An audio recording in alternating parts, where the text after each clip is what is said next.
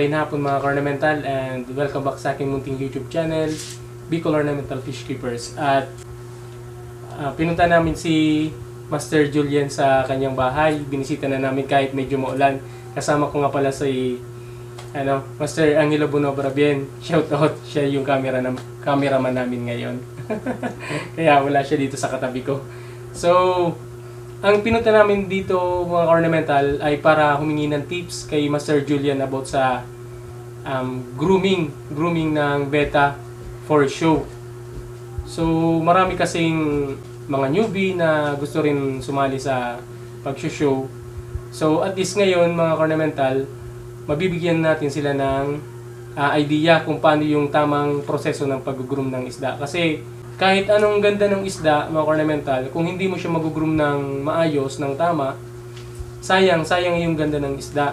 So, pinunta namin si Master Julian kasi isa siya sa hinahangaan ko pagdating sa pag-groom ng isda. Kasi kung basihan lang naman mga ornamental ay yung mga achievement sa mga show, mapa-online man yan, or actual show, proven na si Master Julian. Talagang malaki ng tiwala ko mga ornamental. So, Master, good afternoon. Siyempre, Master, ang unang-una, yung pagpipik ng yung sinatawag nilang potential para sa para bigyan mo siya ng oras sa grooming. First things first, shoutout to mga ka-ornamentals natin dyan. Malis, para sa akin, first of all, kailangan mo talaga malaman yung tinatawag na IBC standards. Kasi itong IBC standards yung nagsasabi na qualified yung isda mo for show. Para masabing qualified yung isda mo for show, kailangan lesser faults. Which is, dapat nasa 180 yung caudal, pointed yung anal, tapos pantay yung ventral. And as much as possible, yung head niya is okay, hindi spoon head, and hindi clamps yung dorsal. Kumbaga, yun yung tinatawag na basic standard form para sa isang betta fish for sure. Lesser fault. Then, papunta na tayo, Master, sa pag-groom.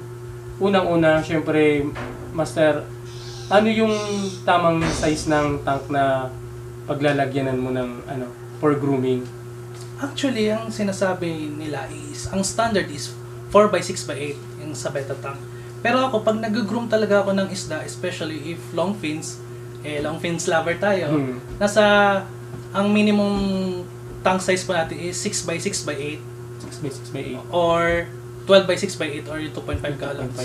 Kay Master Bren ako, actually, kumukuha ng tanks, wala akong ibang kinukuhaan ng ibang tanks. Master Bren lang. Thank you, Master. Yun po, bale 6x6x8 for, pwede na yun sa long fins, okay na yun. Pero mas maganda talaga, makita mo yung full potential ng long fins mo sa 2.5 gallons.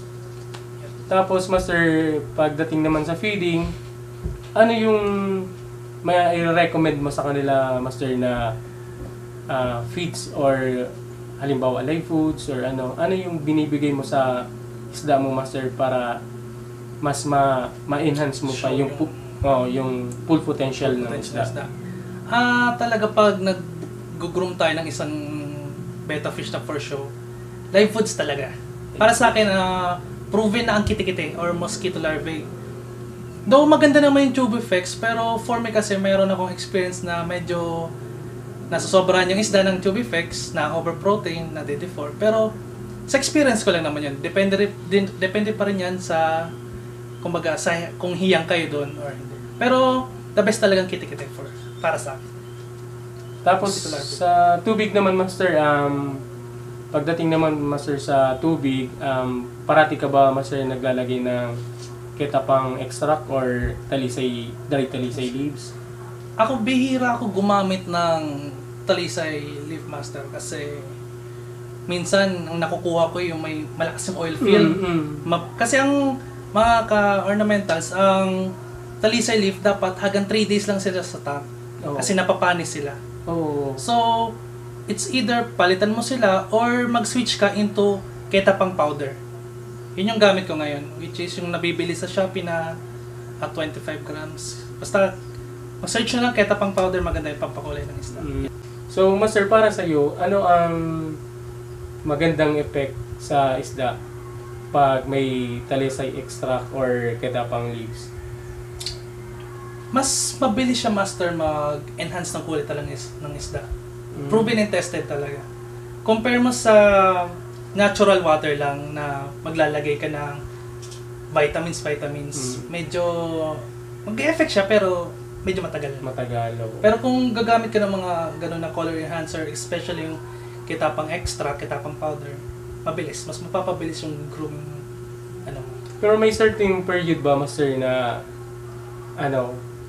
pwede mong gamitin yung kitapang extract, halimbawa ngaya sa mga AOC, sa mga ganyan, or kasi may nakapagsabi din sa akin, Master, na once na na-achieve mo na daw, Master, yung kasi yung mga AOC baga, Master, natural sa kanila yung nagmo-mold. Mold, yes. Unang-unang ginagawa nila, Master, daw yung hinahard talisay nila. Totoo yan. Then, pag sabi nila, pag na-achieve mo na yung kulay na gusto mo, dun ka na daw, Master, mag-lesen ng It's either ilelesen mo siya or tatanggal mo siya tatanggalin mo na lahat, mag-clear water ka na lang. Pero meron mga certain types of betta fish na medyo hinay-hinay ka sa paggamit ng color enhancer or much better na hindi. For example, yung mga blue rims. Kasi pag nasobrahan ka ng color enhancer doon, yung white body nila magiging turn into blue. So, masisira yung color patterns. So, yun nga, pa rin, learn by experience. Makita mo kasi doon kung paano yung tamang lagay mo ng color enhancer sa bawat isda. Tapos, Master, suitable din ba yung talisay extract or yung ketapang leaf sa mga platinum na bettas? It depends, Master. Actually, isang debater. Kasi merong nagsasabi na kung malinis talaga yung genes ng isda mo, maski anong color enhancer mo dyan, hindi siya mag-wash. Wala siyang red wash or dark scales. Pero, kumbaga sa amin naman, why risk that kung pwede namang wala?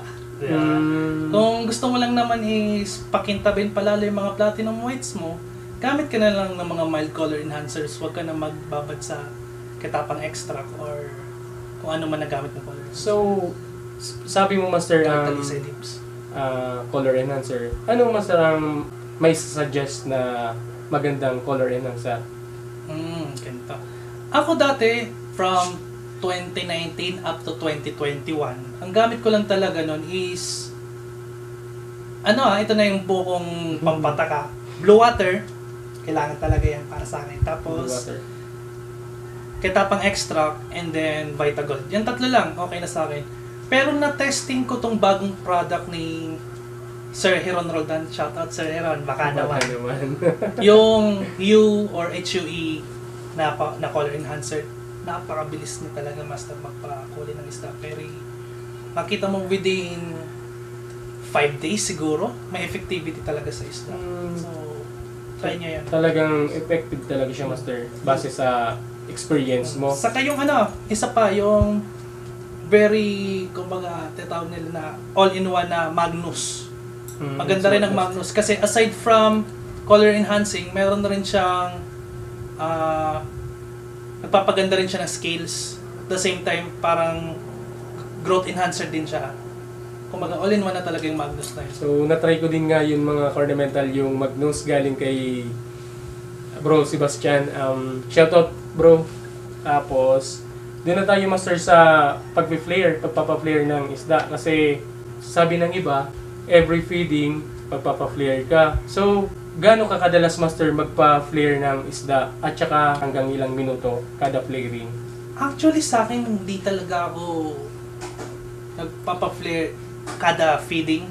Depende lang talaga sa mood ko. Pero, kung mag-groom ka, let's say, hindi mo pa na-achieve yung full potential ng isda mo, which is yung batak na fins. Siguro, masasuggest ko na around 3 to 5 minutes every feeding yun.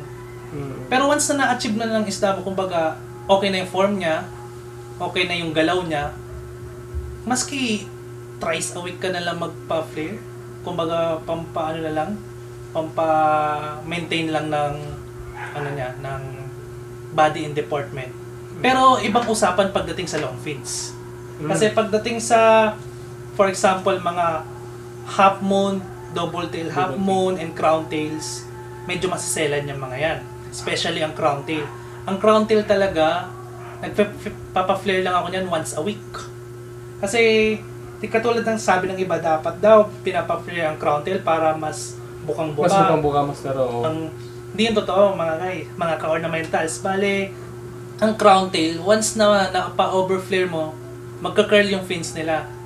Especially sa dorsal. Yun ang totoo yun. Totoo yan yun. yung mga di ko alam mga ornamental kasi mahilig nga talaga ako sa beta, mahilig ako mag-breed. Pero pagdating talaga sa grooming, talagang bagsak talaga ako mga ornamental. Kaya dito ko humingi ng tips kay Master Julian. And as much as possible sana kay Bro Jonald kasi silang dalawa talaga yung pinaghahangaan ko talaga dito sa Bicol pagdating sa mga show breed na mga betas. So, kaso medyo masama yung panahon kaya di nakapunta si Master Bro Jonald. So, Master, anong ginagamit mo sa pagpapa-flare ng betas? Actually, 3 yung ginagamit ko. Ay, hindi lang talaga 4. Unang-una is yung side flaring. Okay lang ba? Sige, Master.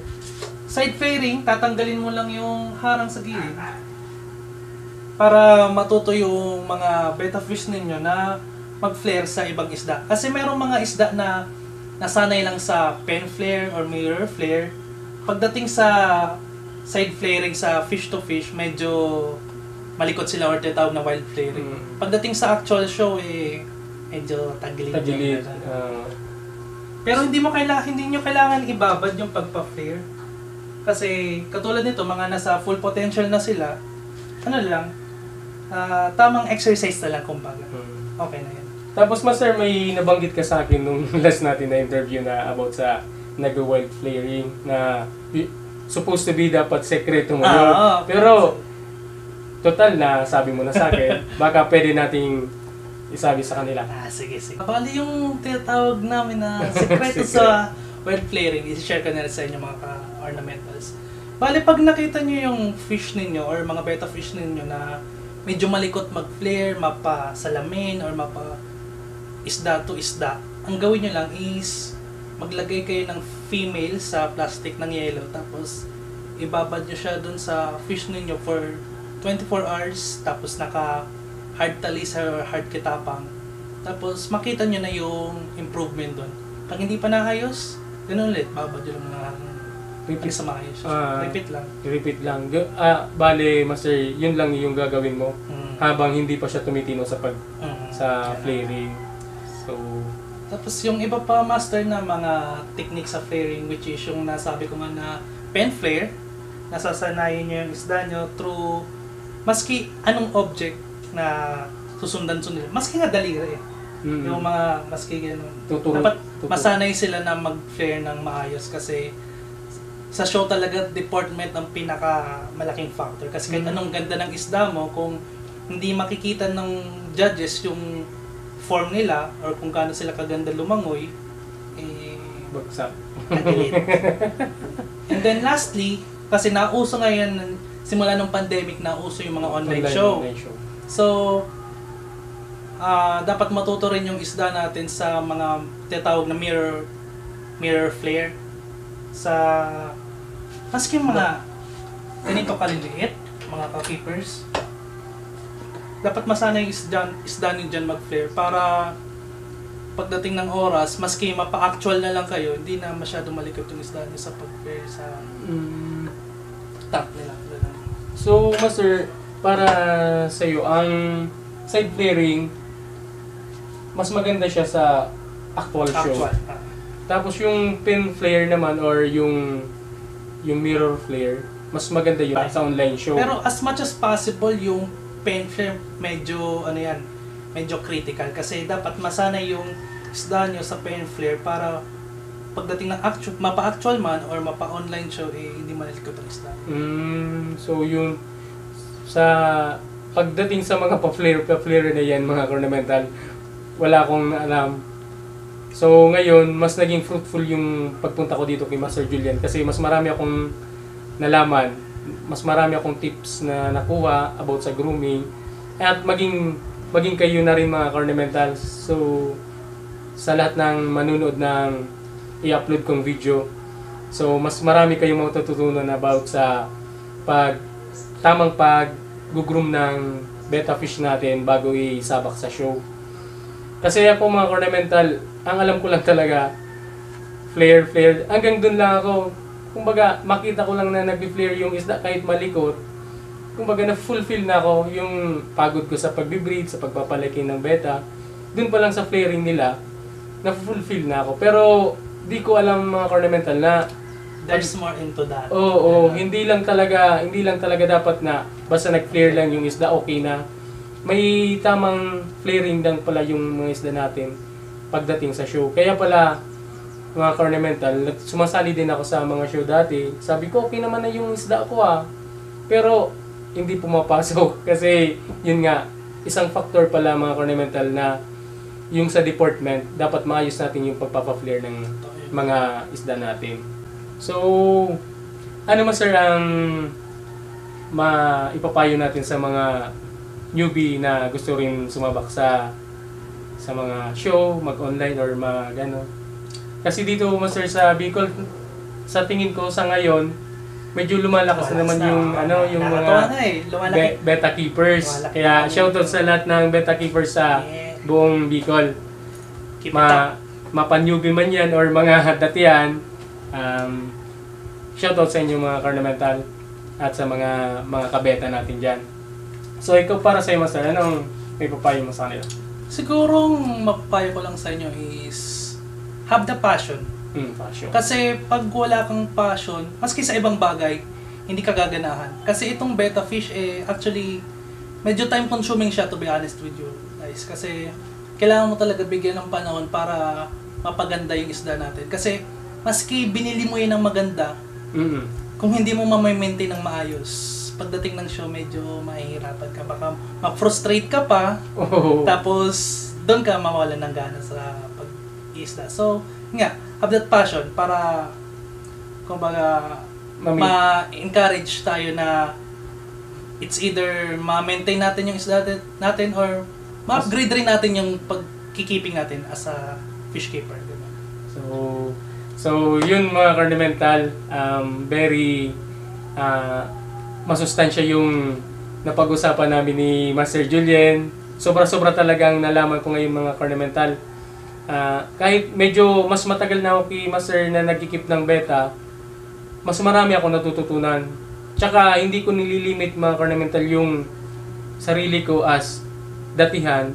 Nakikinig pa rin ako sa kanila mga Cornamental para mas lalo akong matuto. Gaya ng sinabi ko na pagdating sa breeding, nandun medyo basic sa akin yung breeding mga Cornamental hanggang sa fry racing. Ang problema ko lang naman talaga is yung grooming. Kasi bumibili ako ng mga isda na quality naman, pero pagdating ng oras, di ko siya nami-maintain kasi yung sa grooming talaga, bagsak talaga ako mga Cornamental. Wala naman doon na excuse. Sa akin lang talaga yung may problema mga Cornamental. So ngayon, nabigyan ako ni Master Julian ng idea. So why not i-develop natin yon or mas ipupursige natin yung pagpapaganda ng isda natin. So mga Cornamental, siguro hanggang dito na lang siguro yung video natin. Baka may gusto kang shoutout, Master. Shoutout sa mga betta keepers natin dyan sa Legazpi, sa Albay, sa Naga, sa Sorsogon. So, tapos shoutout sa mga kabred ko sa Triskelion. Advance happy anniversary mga tol. At sa mga betta keepers at saka sa mga nagpaplanong mag-alaga ng betta, shoutout sa inyo mga Cornamental.